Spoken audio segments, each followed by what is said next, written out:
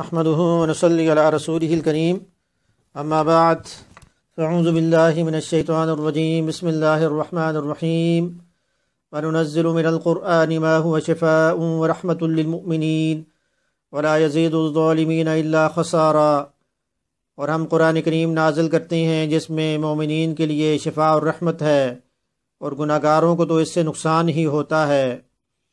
تو قرآن کریم کی اس آیت کریمہ میں یہ بات بتائی گئی ہے کہ قرآن کریم جو ہے دلوں کے لیے پاکیزگی، روح کے لیے شفا ہے۔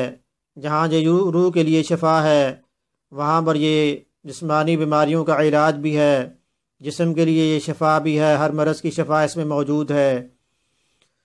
اور مریض پر جو ہے دم کرنا اور اس کے لیے تعویذ دینا، یہ بھی جو حدیث سے جو ہے ثابت ہے، جس میں ابو سعید خدری رضی اللہ عنہ کی روایت سے یہ بات ثابت ہو رہی ہے کہ آپ نے یہ بات فرمائی کہ ہم ایک مقام پر تھے کہ ایک عورت ہمارے پاس آئی اور اس نے آ کر کہا کہ ہمارے قبیلے کے سردار کو جو بچھو نے جو ڈس لیا ہے، کیا آپ میں سے کوئی دم کرنے والا موجود ہے؟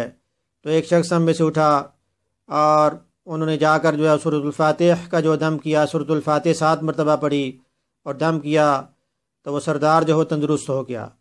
اس کے بعد اس سردار نے ہمیں بکریاں جو دیں اور ہماری خدمت میں دودھ جو پیش کیا، تو ہمیں پتہ چلا کہ یہ شخص جو کتنا اچھا دم کرنا جو جانتا ہے۔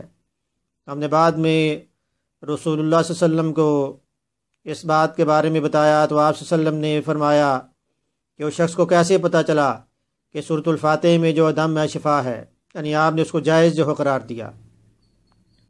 صحیح مسلم میں بھی اور جامع ترمذی میں بھی حدیث نمبر 2063 میں جو اس کو جو روایت کیا گیا ہے۔ اور دم کے لیے کلمات کیسے ہونی چاہیے، ایک اور حدیث میں آیا کہ عوف بن مالک اشجعی رضی اللہ عنہ سے روایت ہے کہ ہم جاہلیت کے زمانے میں دم کیا کرتے تھے، ہم نے رسول اللہ صلی اللہ علیہ وسلم سے اس کا تذکرہ کیا تو آپ نے فرمایا کہ وہ کلمات میرے سامنے پیش کرو۔ ہم نے کلمات پیش کی، آپ صلی اللہ علیہ وسلم نے کلمات پڑھے تو آپ صلی اللہ علیہ وسلم نے فرمایا کہ ایسے کلمات سے دم کرنے میں کوئی حرج نہیں ہے کہ جس میں شرک نہ ہو۔ تو صحیح مسلم میں جو ہے اس کو جو ہے روایت کیا گیا ہے۔ اور اسی طرح تعویذ جو ہے وہ گلے میں لٹکانا، یہ بھی ایک حدیث سے ثابت ہے کہ عبداللہ بن عمر رضی اللہ عنہ جو تھے، آپ اپنے بچوں کو یہ کلمات، یعنی وہ جو نیند سے ڈر جایا، نیند کے وقت جو ڈر جایا کرتے تھے، تو آپ رضی اللہ تعالیٰ نے ان کو کلمات سکھائے کہ اعوذ بکلمات اللہ التامات من غضبہ وعقابہ وشر عبادہ ومن حمزات الشیاطین وان یحضرون۔ اور جو نابالغ بچے ہوتے تھے آپ کاغذ پر لکھ کر جو ہے وہ ان کے گلے میں لٹکا دیا کرتے تھے۔ جامع ترمذی میں اس کو جو ہے روایت کیا گیا ہے۔ تو کلمات سے جو دم کرنا یہ حدیث سے ثابت ہے، اور حضور اکرم صلی اللہ علیہ وسلم نے خود بھی دم کیا۔ جیسے ام سلمہ رضی اللہ عنہ سے روایت ہے کہ نبی اکرم صلی اللہ علیہ وسلم نے ام سلمہ رضی اللہ عنہ کے گھر میں ایک جاریہ، ایک لڑکی دیکھی کہ جس کے چہرے پر جو اچھائیوں کے نشانات تھے۔ آپ صلی اللہ علیہ وسلم نے فرمایا کہ یہ نظر بد کی وجہ سے ہے، اور اس کے چہرے پہ زردی جو ہے، پیلا پن جو ہے وہ یرقان کی وجہ سے ہے۔ تو آپ سے فرمایا بھی اسے دم جو ہے وہ کرو۔ تو یہ حدیث سے جو ہے یہ بھی ثابت ہے۔ تو اس سے یہ بات پتہ چلی کہ دم کرنا یا تعویذ کرنا، تو تعویذ کا اصل میں کیا مطلب ہوتا ہے؟ بھی اللہ کی پناہ میں آ جانا۔ اب جیسے یرقان ہے تو یرقان کے لیے بھی ایک مجرب نسخہ ہے کہ قرآن کریم کی جو ہے 30واں پارہ جو ہے اس میں سورۃ البینہ، اگر پانی پر اس کو دم کر کے پانی پی لیا جائے تو یہ یرقان کے لیے بہت ہی مفید ہے۔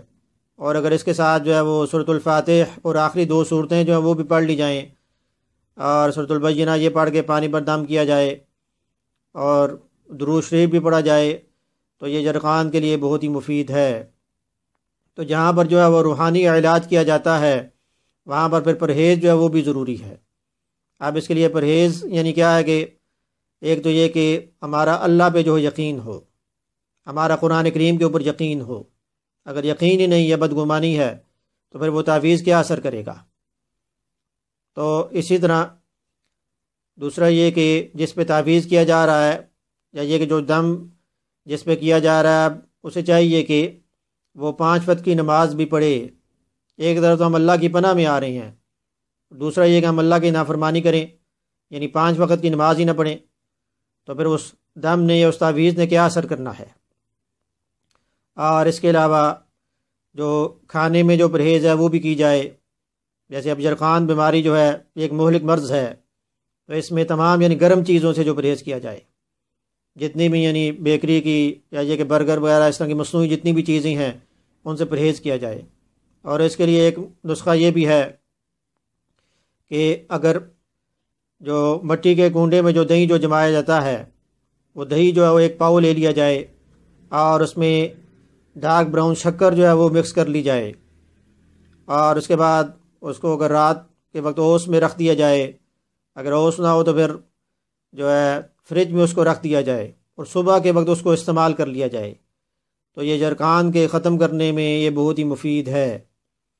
تو جہاں پر جو ہے وہ قرآن کریم سے ہم علاج کرتے ہیں، وہاں پر پھر اطیع اللہ اطیع الرسول پر بھی عمل کیا جائے، قرآن کریم میں جو بھی احکامات آئیں ان کو مانا جائے، کیونکہ خالی جو ہے قرآن کریم جو ہے تعویذ تک ہی محدود نہ رہ جائے۔ اور یہی قرآن کریم کی فریاد جو ایک شاعر نے لکھی کہ طاقوں میں سجایا جاتا ہوں، آنکھوں سے لگایا جاتا ہوں، تعویذ بنایا جاتا ہوں، دھو دھو کے پلایا جاتا ہوں۔ تو صرف قرآن کریم جو اس تک ہی محدود نہ رہ جائے، بلکہ کچھ منع نہیں کہ ہر ایک تحریر پڑھو، لیکن قرآن کی بھی تفسیر پڑھو، عظمت دنیا کی دبائے جب دل کو، خالق کا کرو خیال تکبیر پڑھو۔ اللہ پاک عمل کی توفیق عطا فرمائیں۔ ویڈیو سننے کے بعد اس کو آپ شیئر بھی کریں، ہمارے لیے صدقہ جاریہ بن جائے۔ اللہ پاک عمل کی توفیق عطا فرمائیں۔ وما علینا الا البلاغ المبین۔